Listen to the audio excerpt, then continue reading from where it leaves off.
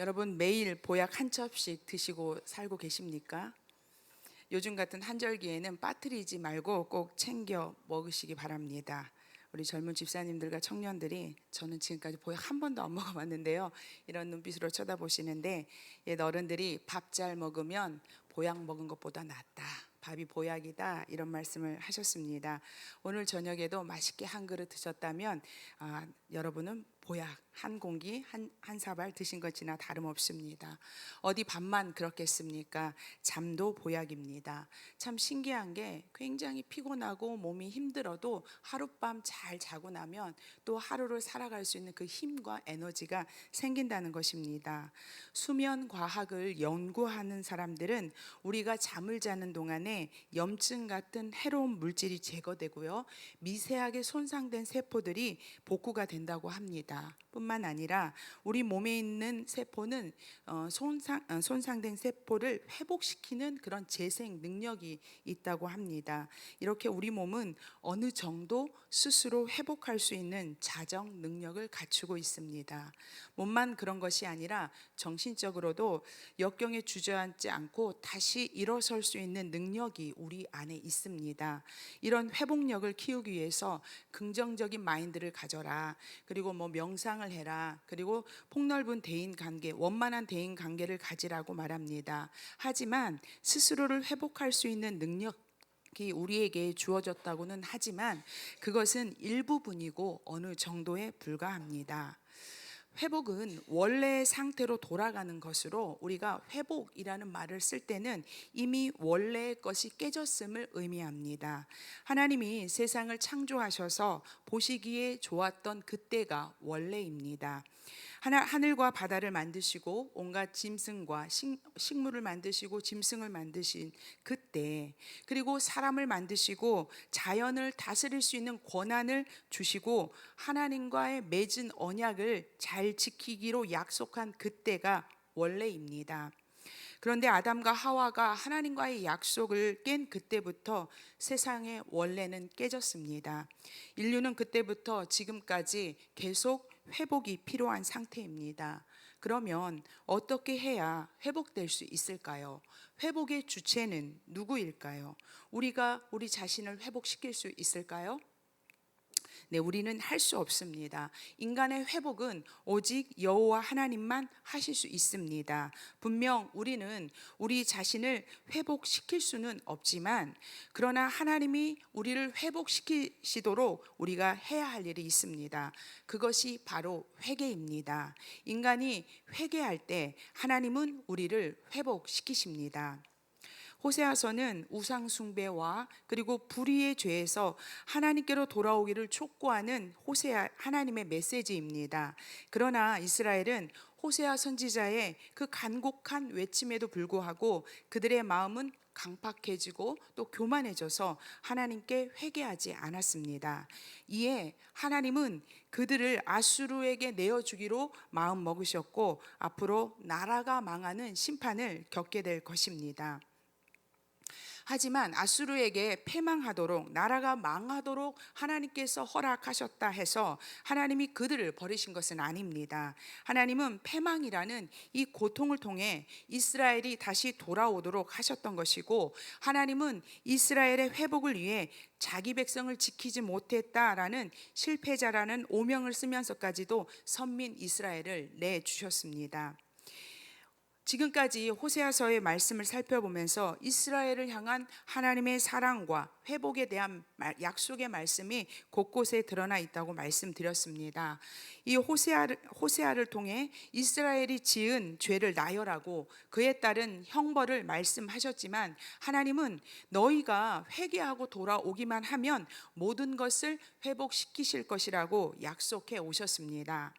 이 장에서는 호세아의 자녀의 이름이 로루아마 로암미였는데요, 너를 긍휼히 여기고 너를 내 백성이라 여기겠다라는 루하마와 암미로 부르실 거라고 약속하셨고요, 그날에는 내가 응답하겠다 말씀하셨으며, 이스라엘을 향한 긍휼의 마음이 내 마음속에서 불붙는 듯하다 하면서 하나님의 간절한 사랑을 그렇게 드러내셨습니다.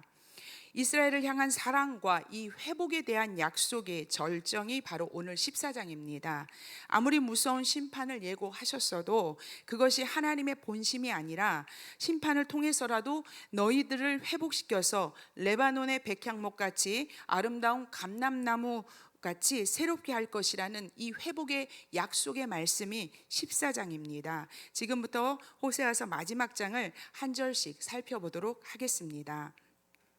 1절부터 3절은 죄로 인해서 넘어진 이스라엘을 향한 호세아 선지자의 마지막 권고입니다. 우리 1절에서 3절 말씀을 한 절씩 교독하도록 하겠습니다. 제가 먼저 읽겠습니다. 이스라엘아, 내 하나님 여호와께로 돌아오라. 내가 불의함으로 말미암아 엎드러졌느니라.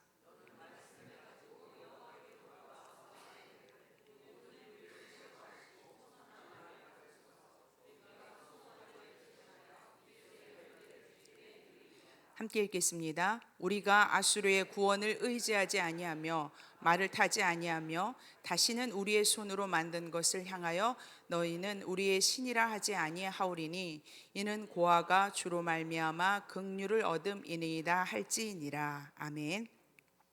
호세아 선지자가 14장 마지막까지 여호와께로 돌아오라 라고 말하고 있는 것으로 보아서 이스라엘은 아직까지도 회개의 자리로 나오지 않고 있습니다. 이스라엘 백성이 돌아올 것은 여호와 하나님이신데 중요한 것은 그 하나님이 다른 사람의 하나님이 아니라 바로 너의 하나님이라고 말하고 있다는 것입니다. 성도 여러분, 아무리 죄짓고요 말 안 듣는 자녀라 할지라도 부모에게는 사랑스러운 것이 바로 자녀입니다. 문제투성이 자녀가 돌아가야 할 곳이 바로 부모의 품인 것처럼 이스라엘 백성들이 영적 아버지인 하나님께로 돌아가야 합니다. 하나님은 이스라엘 백성들에게 무시당하고 잊혀진 존재가 되었습니다. 하지만 하나님께서는 그런 이스라엘을 향하여서 나는 너의 하나님이라고 말씀하고 있습니다. 이스라엘 백성들은 하나님을 멀리 떠났습니다. 하지만 하나님은 여전히 그 자리에 계셨고 그들이 떠난 원래의 그 자리를 지키고 계셨습니다. 하나님과 맺었던 언약의 자리로 돌아오기만을 기다리셨습니다. 성도 여러분, 원래의 그 자리로 돌아가는 것이 복인 줄 믿으시기 바랍니다.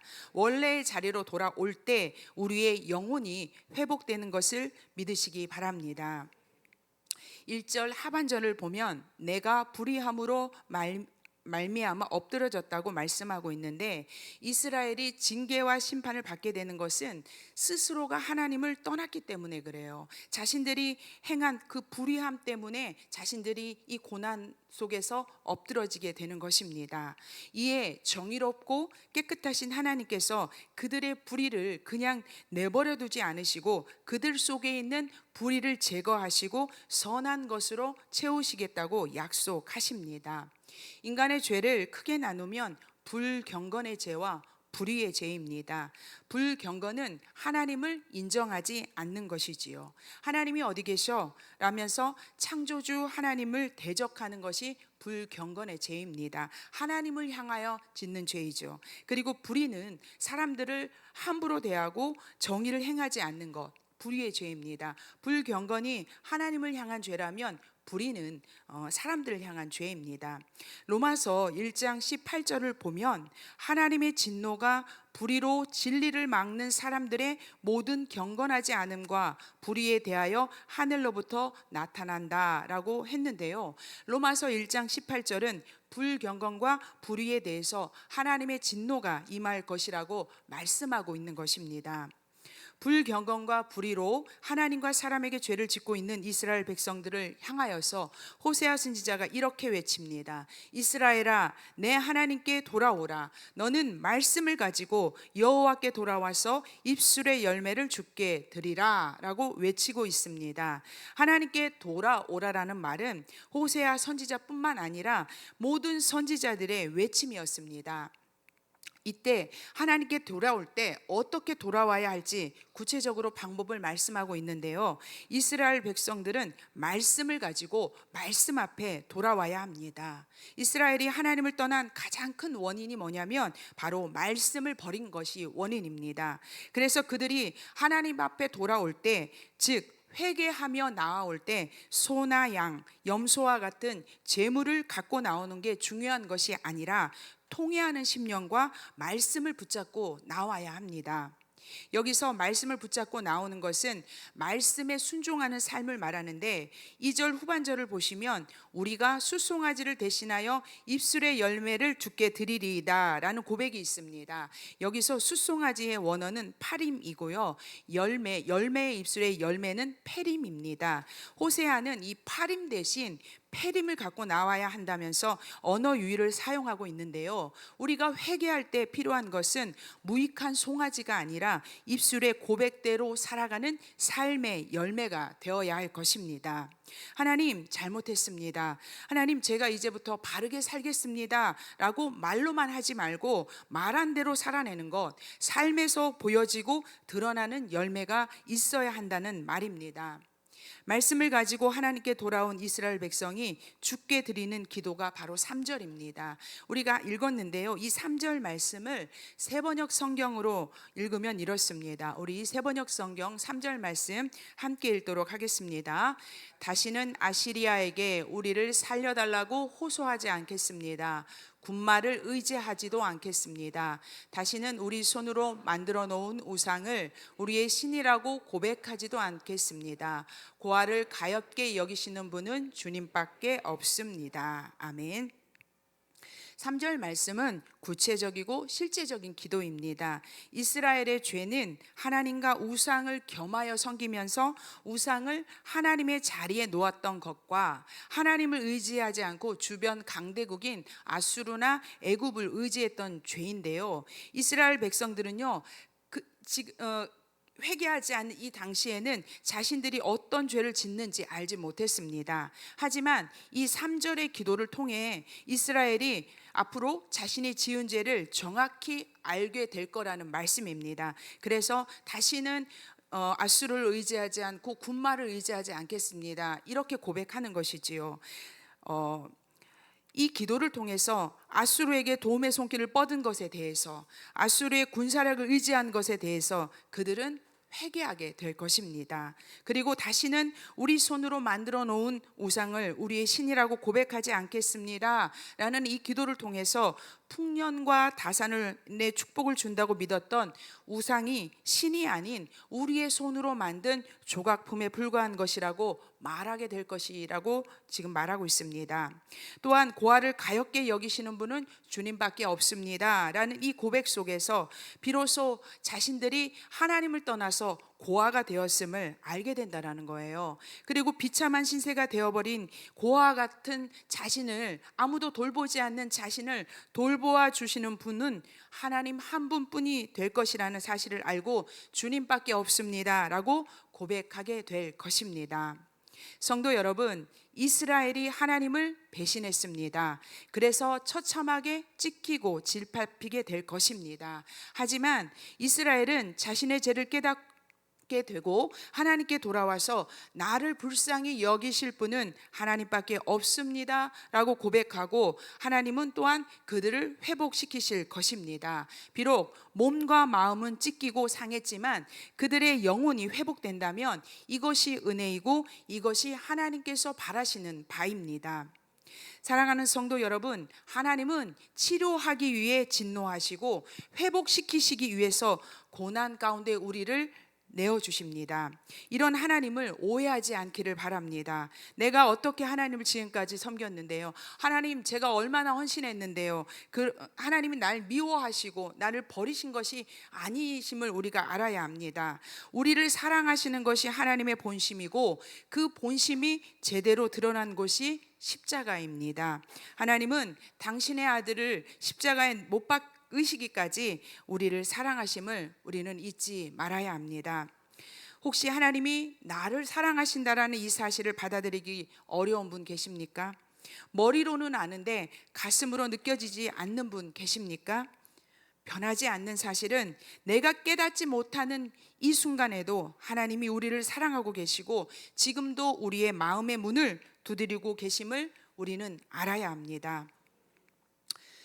끊어내지 못하는 나의 이 죄된 이 죄의 습성 때문에 나는 사랑받지 못할 것 같고 믿음도 부족하고 봉사도 부족한 나를 과연 하나님께서 사랑하실까라는 생각들이 우리로 하나님의 사랑을 받아들이지 못하게 합니다. 사랑하는 성도 여러분, 하나님은 우리가 무엇을 잘해서 우리를 사랑하는 것이 아닙니다. 우리 존재 자체를 사랑하심을 믿으시기 바랍니다. 부모가 자녀를 그냥 사랑하는 거잖아요. 하나님도 우리를 그냥 사랑하십니다. 나를 사랑하신다라는 이 하나님의 사랑을 받아들일 때 언제라도 하나님께 돌아갈 수 있어요. 그리고 언제라도 주님, 내가 잘못하고 죄를 지었더라도 하나님이 나를 사랑하시지, 이걸 갖고 있는 사람은요 언제라도 돌아갈 수 있고 그러면 회복할 수 있다는 말입니다. 호세아 선지자의 권고처럼 이스라엘 백성들은 하나님 앞에 돌아올 것입니다. 그런 이스라엘을 향하여 하나님은 회복과 축복을 선포하고 있습니다. 바로 4절에서 7절 내용인데요, 우리 한 절씩 교독하도록 하겠습니다. 제가 먼저 읽겠습니다. 내가 그들의 반역을 고치고 기쁘게 그들을 사랑하리니 나의 진노가 그에게서 떠났음이니라.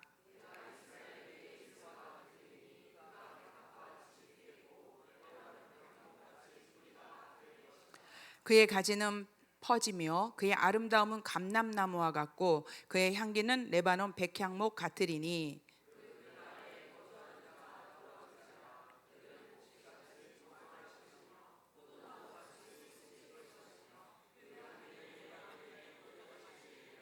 아멘.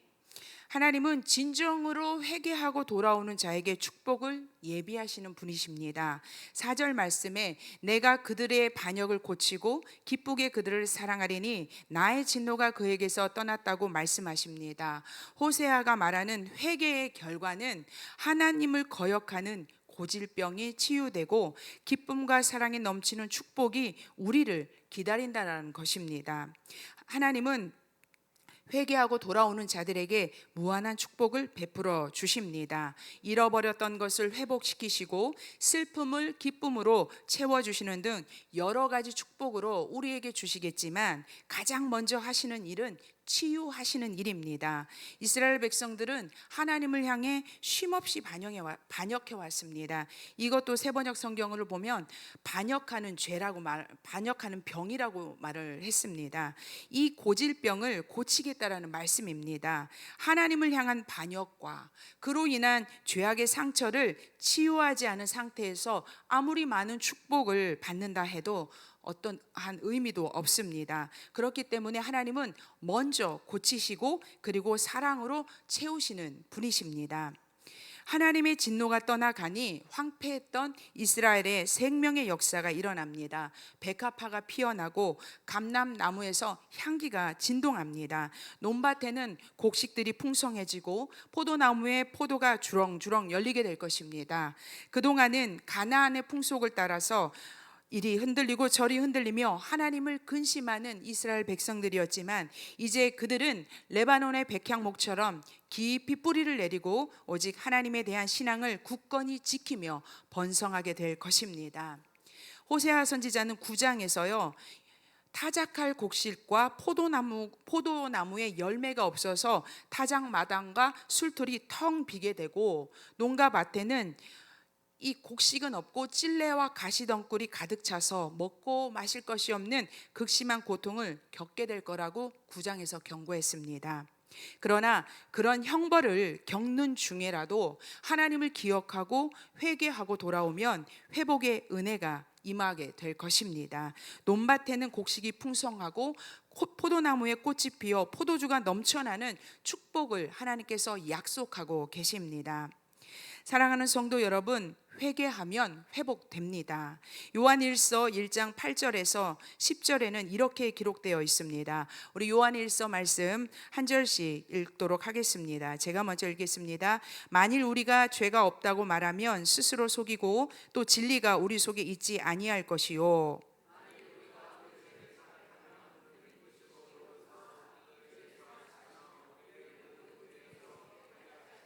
함께 읽겠습니다. 만일 우리가 범죄하지 아니하였다 하면 하나님을 거짓말하는 이로 만드는 것이니 또한 그의 말씀이 우리 속에 있지 아니하니라. 아멘. 인간은 자신의 죄를 부인하는 습성이, 우리 본성이 있습니다. 하나님의 말씀을 비춰볼 때 우리의 죄가 드러나게 되고, 그리고 성령의 도우심으로 내가 죄를 지었구나 라고 깨닫게 되는데, 성령의 인도함을 받지 못한 사람들은 자신이 죄인임을 인정하지 않습니다. 그러나 우리가 우리 죄를 하나님 앞에 인정하고 자백하면 주님께서 우리의 죄를 용서해 주시고 우리를 깨끗하게 하십니다. 하나님을 믿지 않는 사람들은 행동의 결과로 드러나지 않는 한 자신이 죄인이라고 생각하지 않습니다. 마음으로 사람을 미워하고 죽이고 오만 가지 나쁜 생각을 해도 그들은 그걸 죄라고 여기지 않습니다. 겉으로 드러나고 행동으로 하지 않았기 때문에요. 그러나 그리스도인들은 우리를 자신을 죄인이라고 고백하고 그렇게 알고 있습니다. 그렇다면 예수 믿는 사람들이 예수 믿지 않는 사람들보다 더 사악해서 죄를 많이 짓기 때문에 죄인이라고 고백합니까? 그렇지 않습니다. 하나님의 말씀이 기준이 되기 때문에 우리 자신을 그 말씀에 비춰볼 때 나는 죄인입니다 라고 고백하는 것입니다. 성도 여러분, 죄에 민감하시기 바랍니다. 세상 유행에 민감하고 요즘 대세가 뭔지 그런 것에 민감하지 말고 죄에 대해서 민감함으로 영적으로 깨어있는 우리 모두가 되기를 바랍니다. 죄에 대해서 둔하면요, 회개할 수 없어요. 회개하지 못하면 우리는 회복할 수 없고 하나님이 예비하여 주신 축복을 받아 누릴 수 없음을 기억하시기 바랍니다. 8절 말씀은 이스라엘을 향한 하나님의 선포입니다. 다 함께 8절 말씀 한 목소리로 읽도록 하겠습니다. 에브라임의 말이 내가 다시 우상과 무슨 상관이 있으리요 내가 그를 돌아보아 대답하기를 나는 푸른 잣나무 같으니 내가 나로 말미암아 열매를 얻으리라 하리라. 아멘. 8절 말씀은 회개하고 돌아온 이스라엘이 하나님과의 관계가 회복될 것을 예언하는 장면입니다.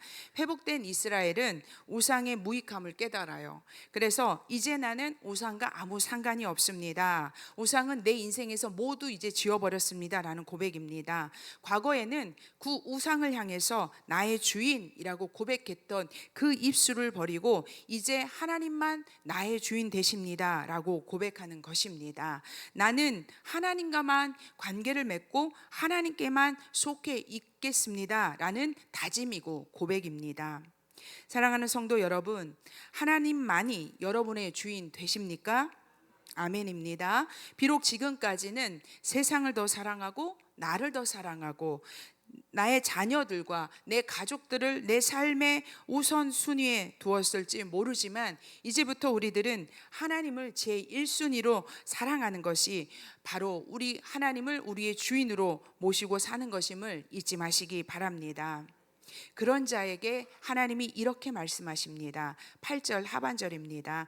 나는 푸른 잣나무 같으니 내가 나로 말미암아 열매를 얻으리라. 아멘. 구약 성경에서 여호와 하나님이 자신을 나무로 비유한 곳은 이곳 한 곳뿐입니다. 나는 푸른 잣나무, 즉 다른 말로 하면 나는 무성한 잣나무 같으니 너희가 나로 말미암아 열매를 얻게 될 것이다 라고 약속하고 있습니다. 이 말씀은 요한복음 15장 말씀과 비슷합니다. 요한복음 15장에는 나는 참 포도나무요 내 아버지는 농부라 라고 말씀하시면서 그가 내 안에 내가 그 안에 거하면 사람이 열매를 많이 맺나니 나를 떠나서는 너희가 아무것도 할 수 없다라고 말씀하셨습니다. 우리는 큰 나무가 되고 싶어 합니다. 주렁주렁 풍성한 열매 맺기를 소망합니다. 그래서 열심히 공부하고 열심히 일하고 폭넓은 인간관계로 성공의 발판을 마련하지만 우리 인생에 열매를 맺게 하시는 분은 하나님이십니다. 우리는 하나님으로 말미암아 열매 맺도록 지어졌기 때문에 내가 나로 말미암아 열매를 얻으리라 라는 이 말씀은 인생의 철학이 됩니다. 그리고 성공의 원리입니다. 세상 사람들이 이 원리를 모르면서 그냥 열심히 노력하는 겁니다. 그러나 우리는 예수님께 붙어 있기만 하면 하나님이 주렁주렁 열매를 맺게 하시는 그런 수지 맞는 인생을 살고 있음을 믿으시기 바랍니다. 이제 호세아서 마지막 말씀입니다. 9절 말씀을 다 함께 읽도록 하겠습니다. 누가 지혜가 있어 이런 일을 깨달으며 누가 총명이 있어 이런 일을 알겠느냐. 여호와의 도는 정직하니 의인은 그 길로 다니거니와 그러나 죄인은 그 길에 걸려 넘어지리라. 아멘. 이 구절 말씀은 1절에서 8절까지의 이 말씀의 문맥과 다르게 보입니다. 그래서 후대에 이 구절을 추가했다라고 보는 학자도 있지만, 우리가 지금 읽은 24장 9절은 호세아 전체의 결론적인 교훈으로 보아야 합니다. 누가 지혜가 있어 이런 일을 깨달으며 누가 총명이 있어 이런 일을 알겠느냐. 이 말씀은 이스라엘의 멸망을 통해 이스라엘을 회복시키시려는 하나님의 깊은 뜻이 있음을 누가 알겠느냐라는 말씀입니다. 나라가 망합니다. 백성이 흩어집니다. 끝도 없이 추락하는 이 불행의 연속을 살아내면서 어떻게 회복을 바라보고 어떻게 축복을 소망할 수 있겠습니까? 여호와는 아수르의 신에게 졌다고 생각하는 사람들이 어떻게 하나님의 놀라운 계획을 깨달을 수 있겠습니까? 이 말씀은 하나님을 알지 못해 멸망에 이른 이스라엘 백성들이여, 지금까지 너희에게 전한 이 호세아 선지자의 메시지를 허투루 듣지 말고 깊이 받아들여서 지혜 있는 자, 의인의 길을 걸어가라는 그런 말씀입니다. 지혜 있는 자는 여호와의 도를 따라가고요, 여호와의 도를 따라가는 자가 바로 의로운 자입니다. 다니엘도 다니엘서 12장 10절에서 이렇게 말합니다. 악한 사람은 악을 행하리니 악한 자는 아무것도 깨닫지 못하되 오직 지혜 있는 자는 깨닫는다 라고 했습니다. 지금까지 외쳤던 호세아 선지자가 전한 하나님의 말씀을 깨닫는 자가 지혜로운 자이고, 그리고 그 길을 따라 행하는 자가 의인입니다. 이제 이스라엘 백성들은 자신들이 쌓아 올린 그 불의로 말미암아 환란을 면치 못하게 될 것입니다. 그러나 그 환란이 회복을 위한 길임을 깨달아야 하고, 하나님의 말씀을 그 속에서라도 하나님의 말씀을 붙잡고 살아가야 합니다. 그러면 회복될 것이고 하나님께서 예비하신 축복을 누리게 될 거라고 약속하고 있습니다. 성도 여러분, 의인으로 사느냐 죄인으로 사느냐가 우리 앞에 있고요, 축복과 저주가 우리 앞에 있습니다. 신명기 30장 19절에는 생명과 사망과 복과 저주를 내 앞에 두었은즉 너와 내 자손이 살기 위하여 생명을 택하고 내 하나님 여호와를 사랑하고 그의 말씀을 청종하라고 하셨습니다. 하나님을 사랑하고 그의 말씀을 청종하는 것이 의인이 되고 축복을 누리는 길임을 아시고 반드시 이 길을 걸어가시는 성산의 가족들이 되시기를 바랍니다. 호세아 강의를 마칠 시간입니다. 중고등부 때 성경 시험을 대비해서 외웠던 것이 있습니다. 이게 평생을 가더라고요. 호세아는 사랑의 선지자이고요, 그리고 아모스는 정의의 선지자고 느헤미야는 눈물의 선지자라고 열심히 딸딸딸딸 외웠던 기억이 있습니다. 그래서 저는 호세아서를 깊이 알지 못할 때에도 호세아서는 사랑의 내용임을 알고 있었습니다. 그런데 이 호세아서를 설교하기 위해서 들여다보면서 이스라엘의 죄악과 그에 따른 심판에 대한 내용이 대부분입니다. 호세아서에는 사랑의 하나님보다 무섭게 진노하시는 그 무서운 하나님만 보입니다. 그러나 말씀을 준비하면 할수록 호세아에 가득한, 아니 흘러 넘치는 하나님의 사랑을 보게 되었습니다. 너무나 사랑하는 자녀인데 말을 안 듣습니다. 못된 짓만 골라 하고 죄를 향해 불나방처럼 달려가는 그 자녀를 타이르고 어르고 달래도 말을 듣지 않습니다. 무섭게 회초리를 들어도 자기의 잘못은 모르고 혼내는 아버지만 미워하고 자꾸 도망갑니다. 그래서 아버지는 큰 결심을 합니다. 그동안 그 자녀에게 주었던 모든 혜택을 걷어들이고 나쁜 친구들로 인해서 받는 모든 어떤 회를 받아도 도와주지 않기로 했습니다.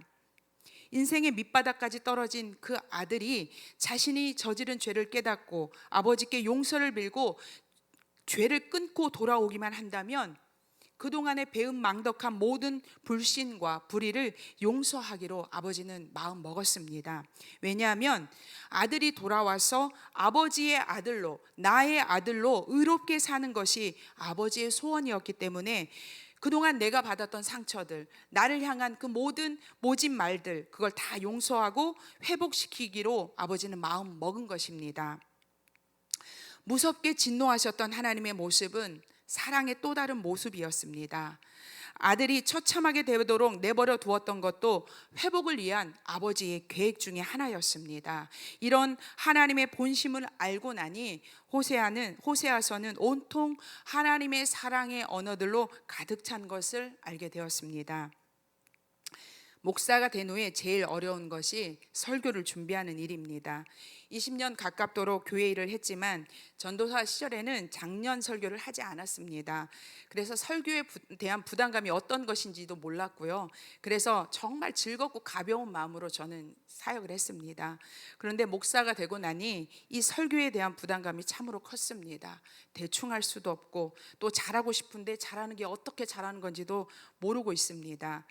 그렇게 어려운 설교랑 씨름하면서 특히 이 호세아 말씀을 준비하면서요, 목사가 된 것에 정말 하나님 감사합니다 라는 고백을 했습니다. 제가 목사가 안 됐다면 이렇게 말씀과 씨름하지 않았을 거예요. 그냥 들려지는 설교만 들었을 것입니다. 그랬다면 하나님의 사랑이 얼마나 큰지, 하나님이 무엇을 이 말씀을 통해서 하고 계신지 저는 몰랐을 것입니다. 사랑하는 성도 여러분, 제가 이런 말씀을 드리는 것은 그만큼 호세아서에 하나님의 사랑이 가득 찼고 그 사랑이 오늘 이곳에 우리에게도 동일하게 흐르고 있음을 말씀드리고 싶어서입니다. 하나님께서 우리를 사랑하십니다. 아멘. 하나님은 우리를 너무나 사랑하시는데 우리는 그냥 맨숭맨숭하고 껌뻑껌뻑 눈만 그렇게 껌뻑거린다면 하나님의 마음이 얼마나 아프시겠습니까? 하나님이 우리를 사랑하는 것은 기적 중에 기적입니다. 온전한 것 하나 없어요. 그렇지 않습니까? 여기서 내가 하나님 사랑 받을 만한 자격이 있다고 생각하시는 분 계십니까? 그런데요, 그 하나님이 매일매일 실수하고요, 매일매일 죄짓고요, 매일매일 그렇게 반복하는 삶을 살아가는 이런 실수투성인 나를 하나님께서 사랑하십니다. 그 크신 하나님이 나를 사랑하신다고 하는데도 우리는 감사할 줄도 모르고요, 감격할 줄도 모른 채 살아가는 그런 나를 지금도 여전히 보호하고 계시고 끝까지 사랑하시는 게 우리가 누리는 하나님의 사랑이고 하나님의 은혜입니다. 사랑하는 성도 여러분, 하나님의 사랑을 깨닫는 자가 지혜 있는 자입니다. 그 사랑에 기대어서 그 하나님 사랑 붙잡고 말씀대로 살아가려고 하는 사람이 의인입니다. 헤아릴 수 없는 하나님의 사랑이 오늘 우리 가운데 넘치고 있음에 감사하는 성도님들 되시기 바랍니다. 하나님을 그냥 계속 짝사랑하도록 내버려 두지 마시고 우리들도 사랑으로 응답하는 그런 지혜와 총명이 넘치는 성산교회 믿음의 지체들 되시기를 예수님의 이름으로 축복합니다.